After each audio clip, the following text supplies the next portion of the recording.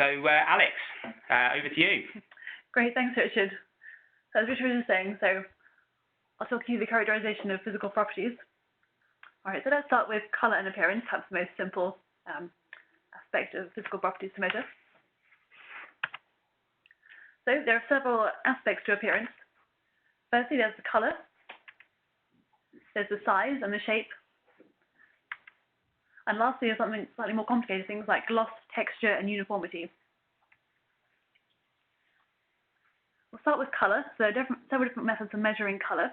So one way to do it is using a spectrophotometer. So there's pictures of those on the left there. So these are great for measuring liquids, powders, and uniform solids.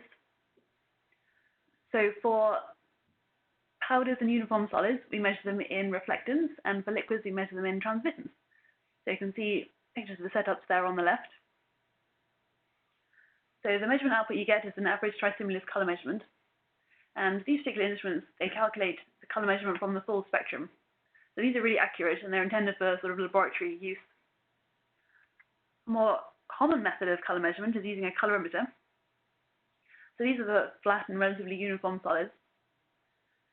And again, the measurement output is an average tristimulus color measurement. The instrument is slightly simpler, so they use filters, so it doesn't measure the full spectrum. This means they're slightly less accurate than spectrophotometers, which we looked at before, but they've got much lower cost and far simpler to use, and they're quite robust, so they're suitable for use in production environments. But both of these methods have got a bit of a limitation.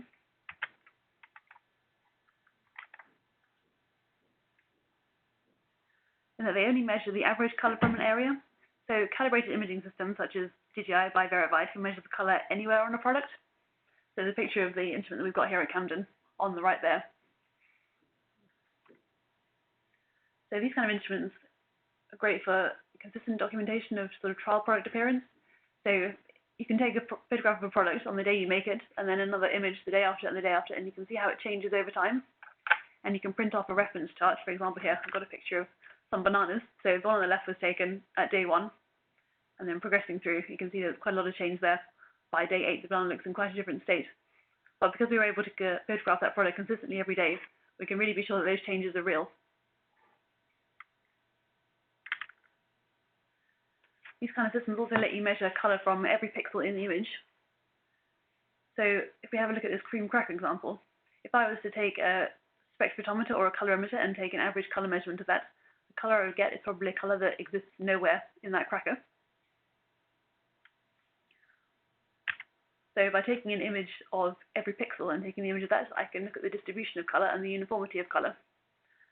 So I can see here for this cracker that the sort of dark areas account for sort of 52% of the product surface. This is a secondary method. It doesn't need to be calibrated, so the absolute color measurement values are slightly less accurate. But you can see the other advantages of using this method.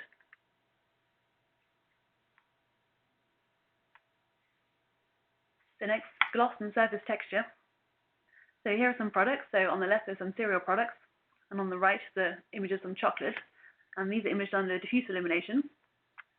And you'll see the difference when I switch to angled illumination. So you can see in the biscuits, one on the top left, you can see a nice little crack through it. You can see the docking holes quite clearly.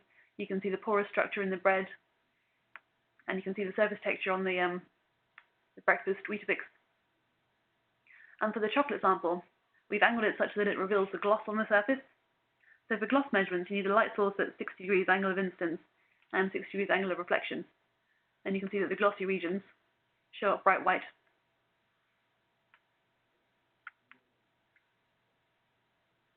Okay, then we'll move on to compositional mapping.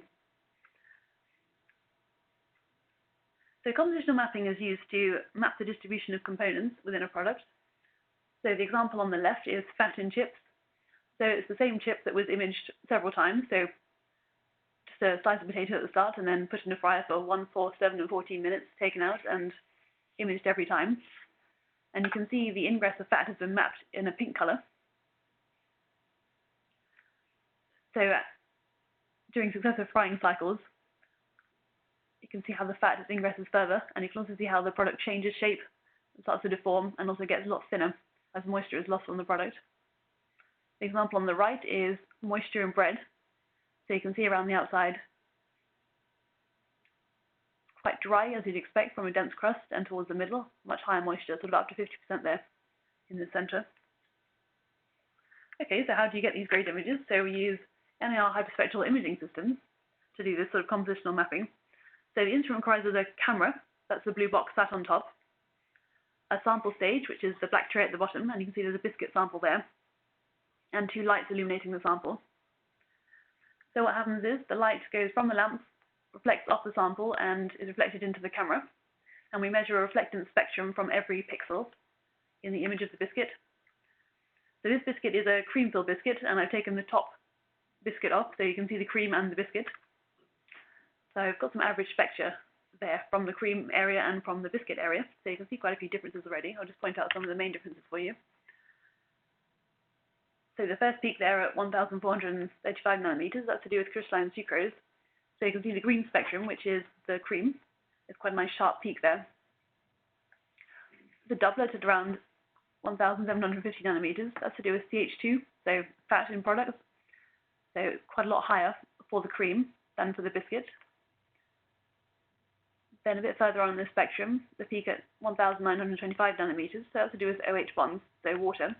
So it's much higher peak in the biscuit than the cream. So we can use these spectral differences to make false color images based on the second derivatives of these bands. Got examples here for some chocolate bars. So here are lots of different chocolate bars with various fillings. And here are some distribution maps. So I've mapped 3 different components all at the same time. So fat, so to the CH2, crystalline sucrose, and moisture. So fat in red, sugar in green, and moisture in blue. So you can see different types of products are quite different colors. So peanuts are very high in fat. So you can see there's pink, almost a very red color. Biscuits also generally quite high in fat. And some layers of mousse and nougat, quite high in moisture, show up with quite a blue color. And you can also see something interesting. If you have a look at the bottom example, you can see there's a red stripe, so a high fat stripe. And if we go back to the image, there's nothing visible there at all. So I presume we've revealed some structure, perhaps a barrier layer or something, to stop that high moisture region from encroaching on the low moisture region adjacent to it.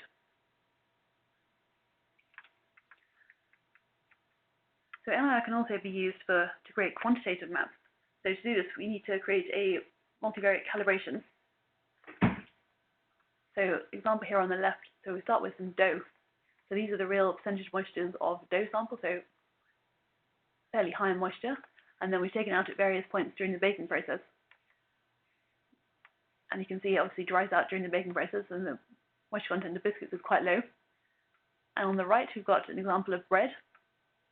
So fresh bread has got a very dry crust and quite a moist interior, and over time that equilibrates and the bread goes stale. So you can use this technique to map how the moisture or how any other component moves over time.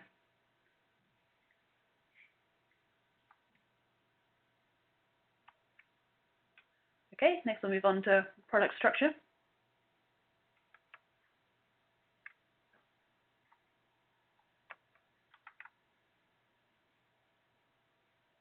This movie reveals the structure inside an extruded snack. There's a picture of snack on the top right. Okay, so how do we generate these movies? So we use a technique called X-ray MicroCT. So basically we have an X-ray source, projects X-rays through a sample. So some of it is absorbed by the X-rays and some of it is transmitted. And then we rotate the sample, and we collect projection images. So you can see on the image there's some dense black dots there. So that's to do with the salt on the surface, so we can see where that is. That's absorbing far more X-rays than the sort of thin extruded product around it. So we take projection images at every angle through at least 180 degrees.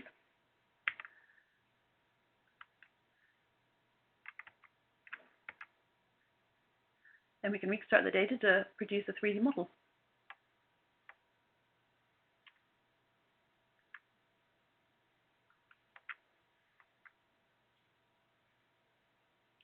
So in addition to the imaging, we can also do structural measurements. So here are two very different types of snacks. So a crunchy stick and a cheese puff. And that's what they look like on the interior. And now we've taken cross-sectional images of these. So this would be quite difficult to do using conventional techniques, because obviously it would involve trying to chop a very delicate structure in half. You probably wouldn't manage to be able to do this at all using traditional methods. And we can do some analysis. So here is an analysis of the pore size. So this is showing the percentage porosity, so quite similar to the two products. And this is showing the average bubble diameter inside the product. And we can do a similar analysis for the wall thickness. And these measurements show us the average wall thickness for those two different products.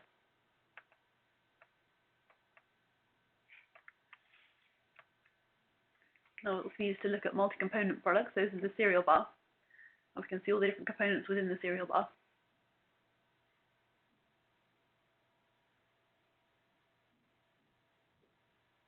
And here's an example of an aerated the chocolate bar. And the pores have been color-coded by size. So the largest ones are shown in red, then blue, then green, and the smallest ones in grey.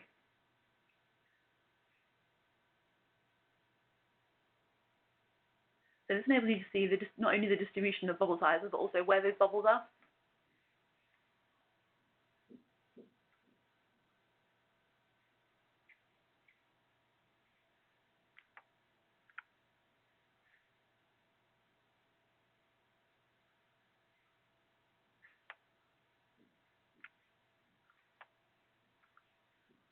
It's also possible to image dynamic processes such as baking.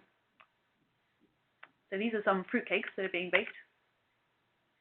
You can see there's 3 different recipe formulations, one of which the fruit pieces stay suspended in the cake batter during the bake, and the other 2, they sink through the bake. So to do this, we hire a medical CT scanner, and we built an oven that's able to operate inside the CT scanner. So this technique is really useful for identifying mechanisms that can help understand the effects of different recipes and processes.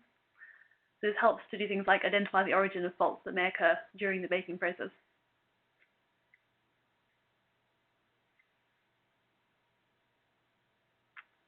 If really high resolution is needed, for example, if you want to look at the cellular structure, then you can use microscopic techniques. So scanning electron microscopy is useful for really high magnification. So you can see cells within wheat grains there, potato starch, potato cells, and sort of little hairs on a mint leaf. And light microscopy techniques are really useful for staining to identify particular components. So you can see there tomato skin and some almond.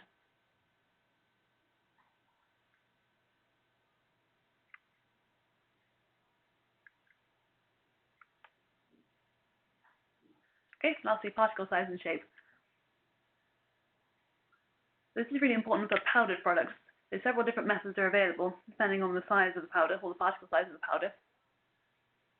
So we've got sieving, electrical sensing zone technology, dynamic light scattering, laser diffraction, and dynamic imaging analysis. And I've got some examples here for dynamic image analysis. So this can be used for powders or particles in liquid, and it measures the size and the shape. There's an example playing now, but I've been told to tell you that it doesn't play quite so well on your end as I can see on my screen. So what you should be able to see is some large nuts tumbling in front of the screen. You should be able to see the silhouettes. And the plots on the right of the movie show the width and the length. And we'd also be able to extract any different shape parameters that we want out of that data as well.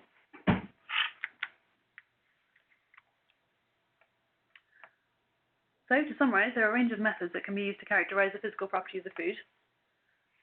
So we can measure anything, the color or the appearance, the composition, structure, size and shape, particularly for particles, and quantitative measurement facilities are available to measure all of these attributes. Okay, thank you very much, Alex. It was a very comprehensive overview of the different techniques that can be used to assess physical properties within foods. I don't know about you, but I thought some of the images show an incredible amount of detail, which isn't necessarily you couldn't necessarily determine that just through sort of visual inspection of a product. It could really help you understand what's going on with your products at quite a fine level, and also understand how its structure and composition can change over time potentially. So no doubt some of you have got some questions. If you want to send those through to me in the last few minutes that we have in the presentation, then send those in, and we'll come back to them at the end of the presentation. So before we get onto the Q&A, there's a few things I'd like to go through to show you how you can find out more information about what's going on at Camden BRI. I won't spend a lot of time on this, but we have newsfeed emails, which most of you are probably already subscribed to. That's how you discovered this webinar, but there's a whole range of topics available. If you go to the website, you can log in and find out which ones you subscribe to, and also amend your preferences. We have a newsletter which we send out each month. There's an electronic version available on the website that's also sent out via newsfeed email, keeping up to date with our activities here. We have project websites, so all of the member-funded work that we do is disseminated on the project websites. So if any of those take your interest, then those are worth a look at. Similarly, with research summary sheets, R&D reports, all of it is compiled on the website. So there's a link to the page to go to there. If you prefer to speak to people in person, we have member interest groups, which are networking events. So those are available for members on a whole host of topics. If you're not already subscribed, it's well worth joining them. They're free to join, free to attend.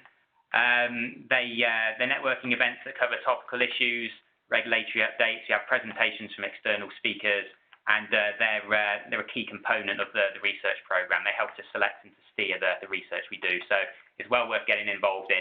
You can even access all of the content if you can't attend the meetings. Again, it's all on the website. If you like to use social media, then we've got all sorts of different platforms. So we're available on Facebook, LinkedIn, Twitter, Instagram, and YouTube. So that's worth a look. So that brings us to the end of the presentation. We've got a bit of time now to have a look at some of your questions, and some of them have been coming in while we've been presenting. So if I just go back to the first one and ask Alex what her thoughts are. We've been asked what the benefits are of having 3D images such as the ones we've looked at on record. Presumably, knowing about the structure and composition of products can help you, first of all, identify a starting point and perhaps to identify where you want to take your product, perhaps how to improve it. Have you got anything to say about that? Yeah, so a lot of people are very keen on measuring texture for bakery products, but actually texture is all to do with the structure. So if you know that your product is, for example, too chewy, it could be that the wall thickness is too thick. So only by measuring what the wall thickness is can perhaps help you answer those texture questions. Okay, and presumably that's not something that's very easy to assess, sort of using conventional methods or just by looking at the product or just by tasting it. You really drill down into where the problems originate. So with the products, we've been asked, is it just baked goods that we can look at, or could it be absolutely anything? Are there any limitations there? It can be absolutely anything. It does tend to work best for porous products, so things like aerated chocolate and bakery products work really nicely. But it can be any product, and in fact, it doesn't even need to be a product. We've actually had examples of people sending in bits of packaging for image analysis as well. Okay, so there's another potential application there. And presumably it just depends on the technique you're using as to how many different applications there are. So regarding the scale of the work, is it possible to assess one sample, or would we need to work on an entire project? How does that work? It can be either. I've done some very small projects, literally just one sample, and I've done some much bigger projects where we've had a sample that's gone through several different stages of processing, and we've measured it at several different stages. So yes, it can be either. Okay, excellent. So we've had a question asking, is it possible to monitor a change in products, so perhaps make it more crispy? If you were working on product development, for example, could you use it to improve your products? So it could inform your choice. So yes, you could find out if you wanted a crispier product, then you probably want some nice thin walls. So you could analyze what you've measured and what you've made, and you could look to see what improvements you'd be able to do, yes. I suppose that's another advantage of the the process as well. Being able to take images like this helps us to determine what works well, so that we can then sort of compare future products to the existing ones, and in fact, I guess develop best practice for different characteristics. So how long does it take to produce one of these images? A 3D scan can take quite a long time, so they can take a couple of hours per sample to scan. Okay. And some of the equipment will be benchtop equipment. We don't have to order in a medical scanner for every image that we take, do we? No, no. So the desktop equipment we've got here at Camden, we hire the medical scanner in for particularly large projects that require the dynamic imaging as when we need to. Okay, excellent. So I think we'll draw things to a close there then. So thank you very much for attending today. Thank you also to Alex for her fantastic presentation and sort of very competent description of the different methods that we have for measuring physical characterization. If you have any questions at a later time, then by all means contact us. We hope to see you at some of our future events, seminars, perhaps other webinars such as this, maybe even the member interest groups. So there's several different ways that you can get involved with the work at Camden BRI. So thanks very much for attending. Enjoy the rest of your day and all the best. Thank you.